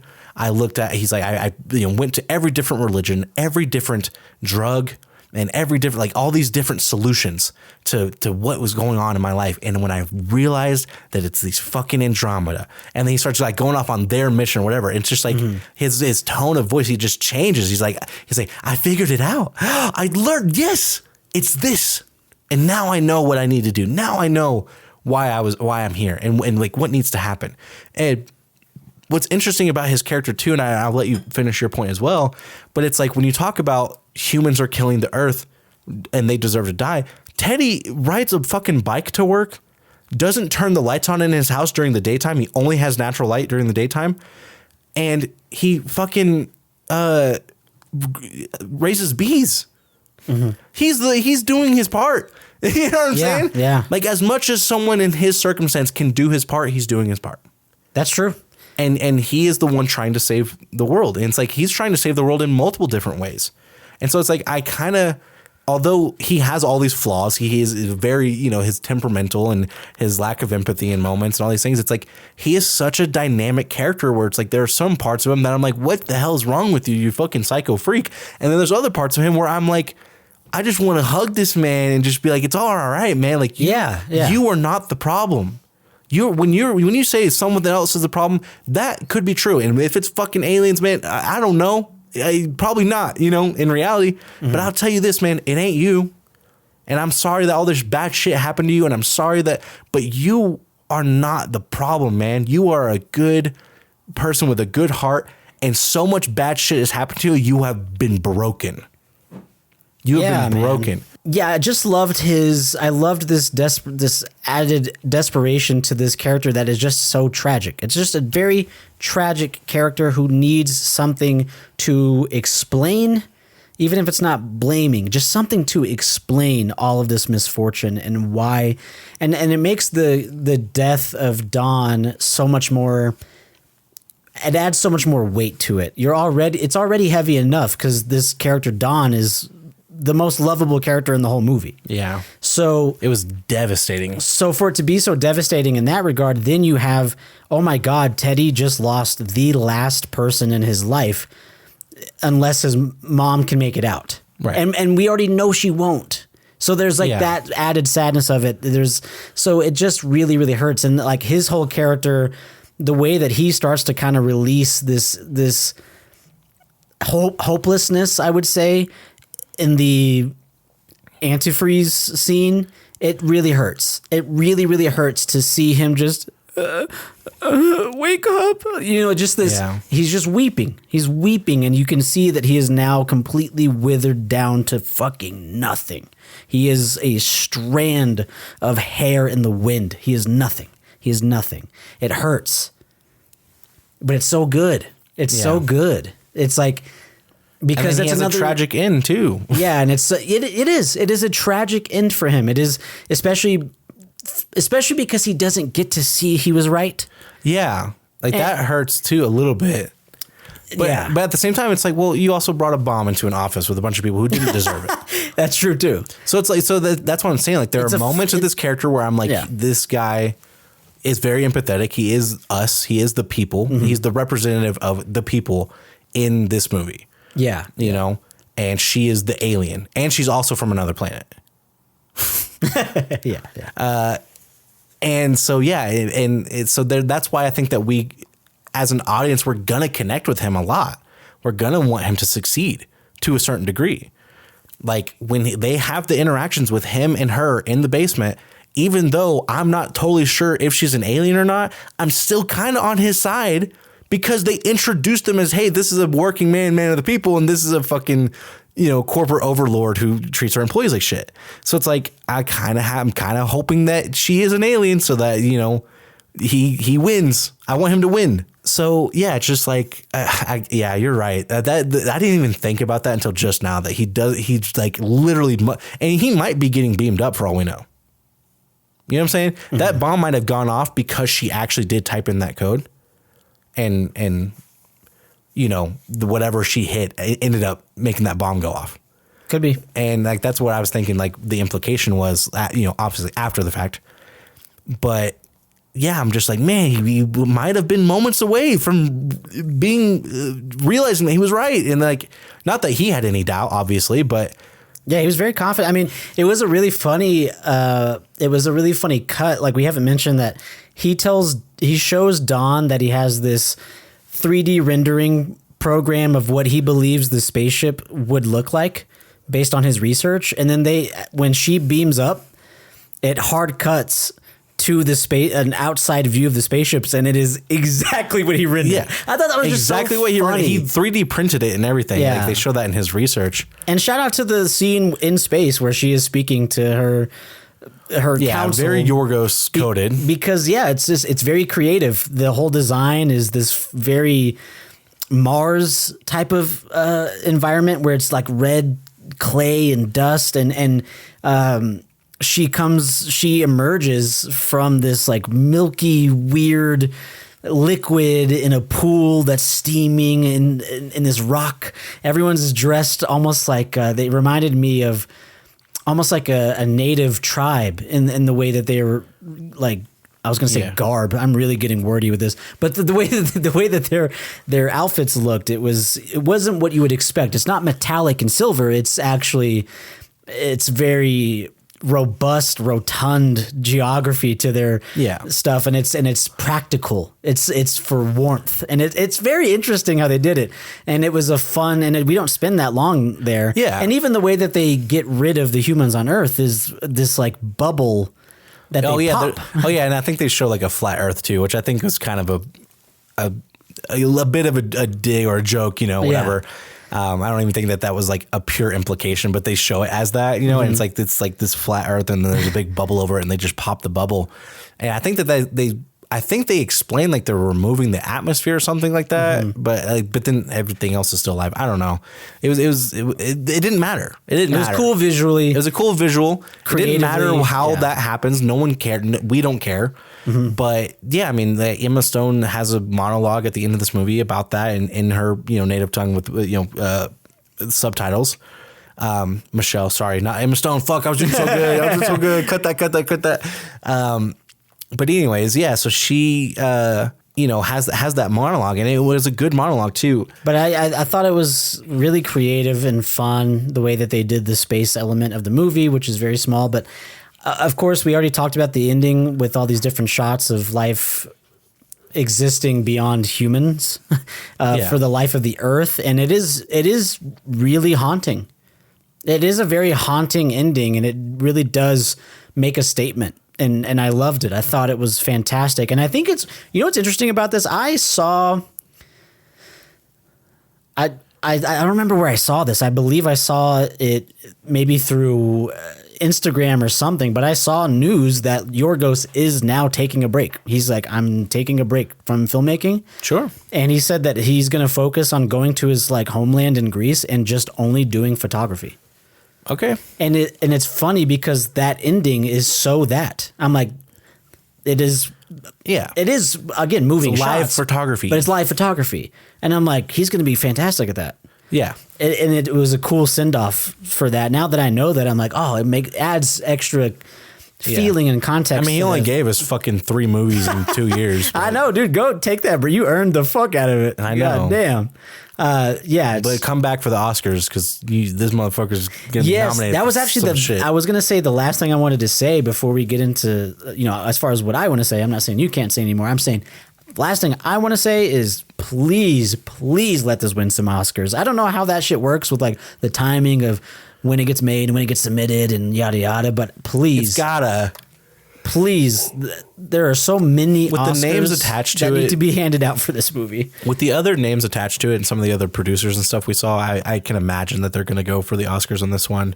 I mean, yeah, if I could only pick one, I would say I want Jesse Plemons to win for Best Actor. That he was just so fucking good. Like, you know how good you have to be in a movie with Emma Stone, and I'm like, you were the best performance in this? Like, that's fucking right. like elite level. And again, I like the movies that she's been in with him recently. I'm like, yeah, she's the better actress.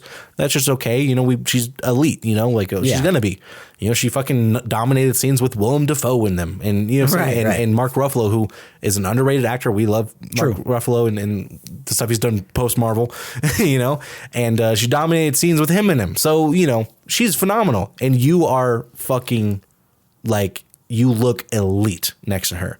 So minimum nomination, if I could pick it right now for this year, it would be him for this movie. But yeah, I think that, you know, my favorite part of this movie, if I had to pick like one moment, it would be the interaction between them two at the dinner table. Because of that just the way they've built up that dynamic and then how much the tension is built throughout the scene and then their dialogue. And I want her to stop talking because I'm like, he doesn't fucking believe you and he's about to, you're pissing him off. And at the same time, I'm like, hey man, keep your cool. This is a fucking empress. You know, it's like those aspects. I thought it was, and of course it leads into and then just insane. Imagine like a roller coaster that builds up and then it goes down and then it builds up and then it goes down. And then at one point it builds up and then it goes down, but then it just keeps going and keeps going and keeps going and keeps going. Like that's what happened. Like it just fucking went, you know, which by the way, I know you guys, if you're not a big roller coaster head like me, you probably think that in the roller coaster analogy that the ups are the ups in the movie. Those are actually the downs because that's the boring part of a roller coaster. Oh, so shit. When I say a roller coaster goes down, I'm like, that's the roller coaster. It goes down. That's the exciting part. Because that's the fun part of a roller coaster. Yeah, get y'all's knowledge up, bro. So if you're a real roller coaster head like me, no, like if you actually like been on roller coasters like me, you would understand this. Yeah. You know what I'm saying? You know what I'm saying? I feel you. You're like me. I was like me. I said, a lot of y'all say, I LOL'd at this. No. You L'd OL at that. Fucking let's go, bro. That's right. That's right. Don't even get it started on Decimated. We're woke now. We know. Yeah, dude. We're big brain. We're standing on business. Yeah, bro. Anyways, not a visual podcast. Don't have to tap my head for that. For the first time ever, I am going to refuse to do my least favorite part. And I will tell you why. Because if the point of our favorite part of the movie is this is the thing that would bring me back to this movie, if the redeemable part of this movie is this, and you know, sometimes everything, like sometimes it's a scene, like, you know, in fucking Talk to Me, we said that scene is the reason I would go back and watch that movie is for that one scene. Yeah. Yeah. And, you know, we've talked about certain elements. Hey, I would listen to the music of this movie again if I could, or I want to, for Longlegs, the cinematography, I'm like, this is the best part of the movie. For this one, to say a least favorite part would say, this is the thing, if I were to watch this movie again, I might skip it. Or if I could remove this from the movie, I would remove it. That just does not exist for me right now for this movie. Not to say it's a perfect movie, not to say it's the best movie ever, but it is to say I watched this movie a week ago. That's also fair. And again, that's why we mentioned we're honest. We could have just lied and said we just saw Bugonia, but we wanted to be clear and say, hey, this is something we've never done before. We're reviewing a week after we saw something. We've never done that on the pod. So yeah, that's fair. Because even the length of the movie, I'm like, it was so well paced. It didn't feel like it did not 2 hours. Yeah. This is the most, like when I tell you guys this movie is well paced, I tell you, hey, this is a movie about two guys who kidnap a CEO because they think that she's an alien. The time between the opening of the movie and them kidnapping her, I think is like 8 minutes. It's very quickly. Maybe not 8 minutes. It's not 8 minutes, but if it feels like 8 minutes, it felt like that's the point. It's like I wasn't like sitting there going, when are they gonna fucking kidnap her? I wasn't doing that. I was like, the time between the start of the movie and when they kidnap her is not fucking an hour. You know what I mean? Like it is like that happens so quickly that it's like the page 20 thing that Dan Harmon talks about. If you have a movie called fucking Tuba Man, he better have a tuba by page 20. Yeah. You know, like that's how I felt about this movie. If you make a movie about people who kidnap this show, they better kidnap her within page 20. So, yeah. I can't. Yeah. Speaking of the kidnapping scene, something else we didn't, we're not going to mention every intricacy of this movie, God damn it. All right. I'm getting mad at myself. But shout out to the Jennifer Aniston cameo, if you want to call it that. Oh yeah, they're wearing masks. masks of Jennifer Aniston's face. Yeah. That was a good sequence because she fights them off pretty well. They show her that she trains in fighting every day, and she fights them off for a long time. But then they stick her with a needle, and then she like collapses. Yeah, with a big music sting as she. The music in this, we talked about how good it is. It's all orchestral. It's really cool. Yeah. My favorite element of this movie, because I really don't have like a favorite scene. They're all so good. My favorite element of this movie is how it takes something so contained and so basic, and I say that in a positive way, to say so much, to communicate so much. It's very impressive to me. Like, I cannot believe how contained this movie is, and yet it said so fucking much and made me feel so much. It's very impressive. Incredible resource management, to sound like one of those drones that we were talking about. And then my least favorite part of the movie, it should be obvious. It was that music sting. I fucking hated it. Like, it's not like, I hated it. I thought that was terrible. I thought it was a bad choice. And that might be my choice if I remembered it really well. Right. That's fair. But I'm an audio guy. A week ago. We've talked about this. So, yes. That's Bugonia. With all that said, I am going to give this movie another watch for sure. But I'm going to give it a score. I'm going to give this a 9 out of 10. Hate to make the podcast boring for you guys. This is also a 9 out of 10 for me. If I have to make it a 9.1 so that I don't give it the same score as Dune Part 2, I will do that. That's such a funny running bit at this point. It is funny to me. It is the worst 9 I've ever given. Because I've never thought about that movie or watched it since. Mm-hmm. Every other 9 out of 10 I've ever given on this podcast, I've seen that movie at least 3 or 4 times since then. Right. We will not be doing a part 2 for this podcast, partially because, again, our schedule is so busy in that we have recorded this a week late.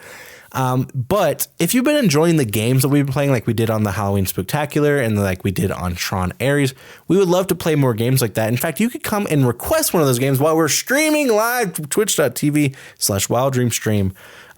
We have trialed our first ever secret bonus stream, in which is the live only event. We're not posting that anywhere. It's not still on our Twitch. You have to be there live or you don't get to see it. And when we do that, we're probably going to be playing 2K because it's a game that our audience doesn't really like. But we did an open AMA during that and it was pretty fun. Yeah. Right? Shout out to Schmatt.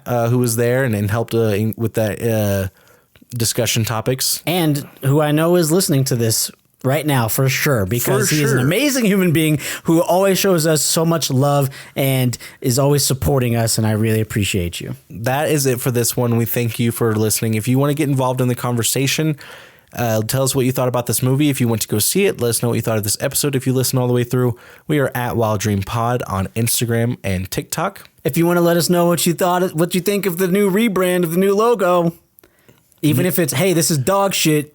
New logo, new us. Don't ever do this again. Fine. Constructive criticism.